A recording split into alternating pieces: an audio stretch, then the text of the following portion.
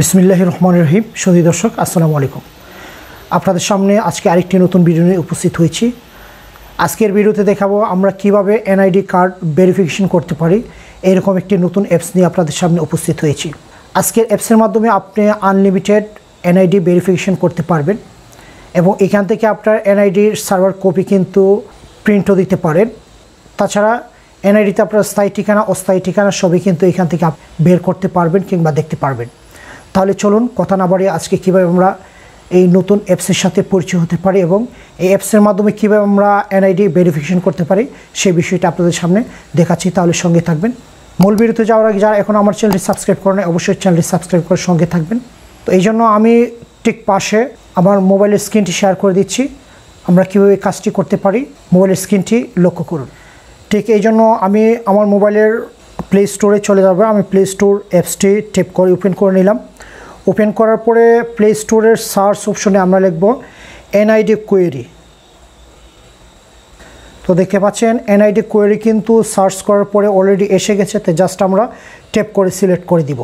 দেওয়ার পরে এখানে অলরেডি আমার অ্যাপসটি ইনস্টল করা আছে।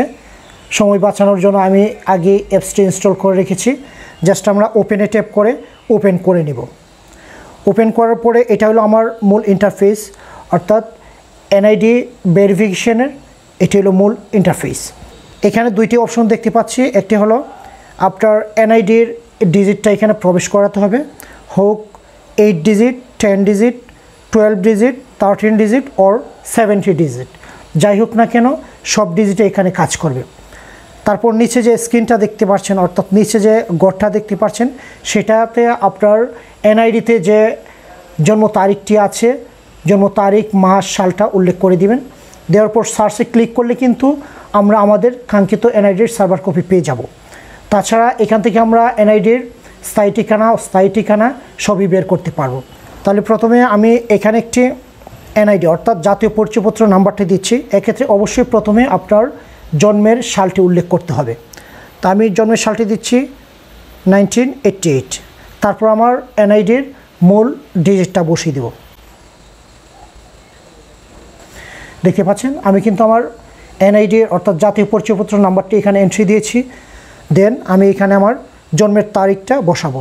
এক্ষেত্রে অবশ্যই এখানে ফরম্যাটটা দেওয়া আছে, দেখতে পাচ্ছেন বার্থ ডেটের ফরম্যাট এখানে উল্লেখ করা আছে। প্রথমে আমরা সাল দিব, তারপর মাস, তারপর ডেট অর্থাৎ জন্মের তারিখটা। তো আমি প্রথমে আমার জন্মের সালটা দিচ্ছি, তারপর দিব মাস, দেন তারিখ। দেখতে পাচ্ছেন আমি কিন্তু এখানে আমার এনআইডির নাম্বারটি বসিয়েছি। তারপর নিচের ঘরে আমি আমার জন্মের তারিখ, মাস এবং সাল বসিয়েছি। বসানোর পরে ঠিক নিচে দেখতে পাচ্ছেন সার্চ নামে একটি অপশন আছে। তো আমরা সার্চে ট্যাপ করে দিই। সার্চে ট্যাপ করার পর দেখতে পাচ্ছেন যে নিমিষে কিন্তু আমার এনআইডির সার্ভার কপিটি এখানে শো করছে। তো এখানে আমার নাম, পিতার নাম, মাতার নাম, তারপর date of birth, NID number, gender, religion সবই কিন্তু এসেছে। তারপর আমি স্লাইড করে একটু নিচের দিকে যাচ্ছি। দেখতে পাচ্ছেন প্রেজেন্ট অ্যাড্রেস দেওয়া আছে, টোটাল এবং পার্মানেন্ট অ্যাড্রেস, অর্থাৎ স্থায়ী অস্থায়ী দুইটা ঠিকানায় কিন্তু আমরা এখান থেকে দেখতে পারি। আপনি যদি ঠিক এই সার্ভার কপিটা আপনি প্রিন্ট দিতে চান, ঠিক নিচে একটু স্লাইড করে যাবেন। যাওয়ার পরে দেখতে পাবেন যে নিচে আসার পর নিচে দেখতে পাচ্ছেন প্রিন্ট ডাটা নামে একটি অপশন আছে। তো আমরা প্রিন্ট ডাটাতে যদি ট্যাপ করি, ট্যাপ করার পর কিন্তু ঠিক দেখতে পাচ্ছেন ঠিক হুবহু এখানে দেখাচ্ছে, অর্থাৎ আমার অরিজিনাল যে সার্ভার কপিটা, দ্যাট মিন্স বাংলাদেশ মনোগ্রাম সম্বলিত, অর্থাৎ একটি শাপলা ফুলের চিহ্ন কিন্তু এখানে জলচাপ দেওয়া আছে, ওয়াটারমার্ক দেওয়া আছে। ঠিক আমি যখন প্রিন্ট দিব আমার সার্ভার কপিটা কিন্তু ঠিক এইরকম দেখা যাবে, যেটা স্ক্রিনে দেখা যাচ্ছে। তো আমার যেহেতু আমার মোবাইলের সাথে এখানে প্রিন্টার কানেক্টেড নাই, সো আমি এটা পিডিএফ আকারে ডাউনলোড করে রাখবো। আমার সময় বুঝে আমার সুবিধা মতো আমি প্রিন্ট দেব। এই জন্য উপরে দেখতে পাচ্ছেন 3 ডট মেনু একটি আছে, অর্থাৎ 3টা ফোঁটা আছে উপরের ডান কর্নারে। এটাতে আমি ট্যাপ করে দিব। ট্যাপ করার পর সেভ টু পিডিএফ নামে একটি অপশন আছে। তো আমি সেভ টু পিডিএফে ক্লিক করে দিলাম। দেওয়ার পরে এখানে আমার ফাইল নেমটা এখানে দিব। দেওয়ার পর আমি সেভ করে দিব। সেভ করাতে কিন্তু আমার মোবাইলে আমার সার্ভার কপিটা কিন্তু সেভ হয়ে গেছে। তো এটা ছিল আজকের মূল ভিডিও, অর্থাৎ এনআইডি ভেরিফিকেশনের বিভিন্ন ওয়ে আছে। তো আজকে নতুন একটি অ্যাপসের সাথে পরিচয় করে দিলাম। যদি ভিডিওটি ভালো লাগে অবশ্যই চ্যানেলটি সাবস্ক্রাইব করে সঙ্গে থাকবেন। আবারও কথা হবে নতুন কোনো ভিডিও নিয়ে। ততক্ষণ পর্যন্ত ভালো থাকবেন। আজকে এখানে শেষ করছি। আল্লাহ হাফেজ।